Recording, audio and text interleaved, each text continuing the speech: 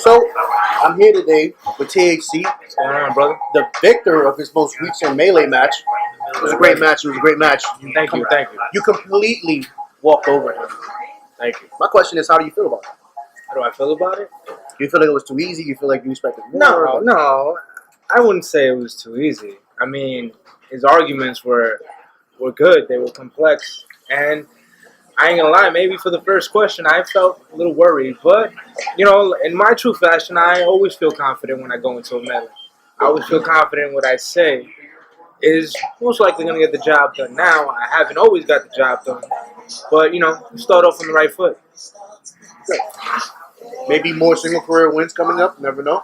I mean, you never know. You never know. I mean, I've done pretty well for myself in the singles, but DUI is still a tag team out there looking to hold that melee gold one day. I know. It must in some way bother you a little bit that Proof is actually considered melee champion of the year.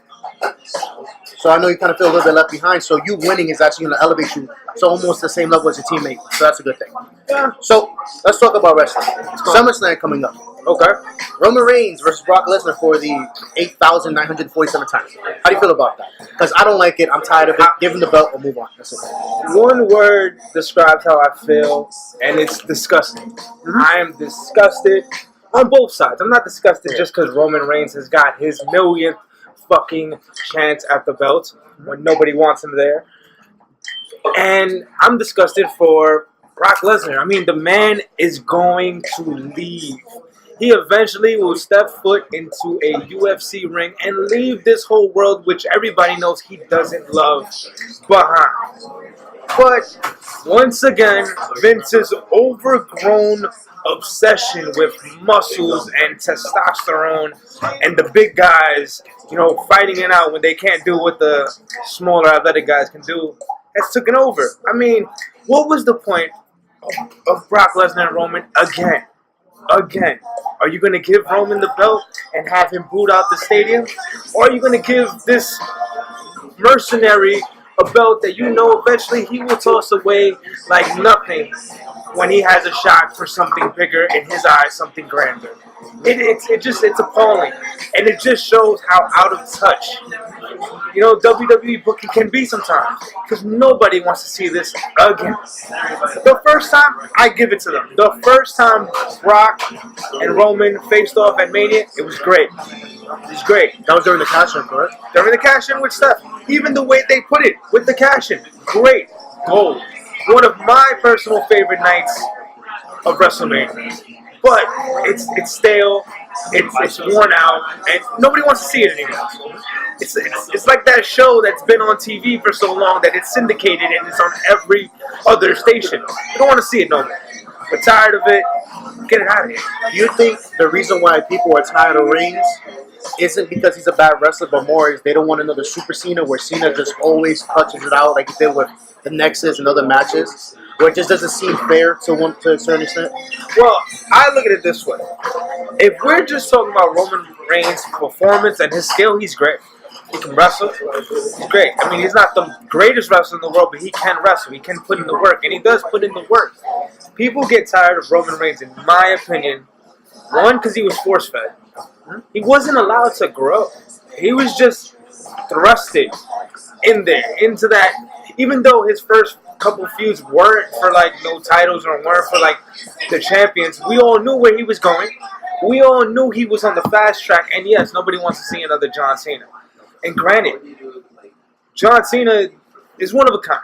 If you're going to try to make Roman Reigns the next John Cena, you're going to fail. The man cannot be John Cena. He can't be that ultra babyface that we hate. We hate him because we hate him. It's not because he's a babyface. Because we hate him because he's been thrusted in front of our eyes for so long. He could be a great heel. He could be an amazing heel in his own way. Not a funny heel, not a jokey heel, just a straight, get to business type of guy. A Razor Ramon type, more serious. Razor Ramon, he doesn't even have to talk as much as Razor. He could just give that glare and just beat people up and walk away, and I guarantee you it would be 1,000 times better than what we've done. He can actually bring up his old gimmick from NXT when he used to tell people we're on my time, not on your time. Exactly. The NXT gimmick was great.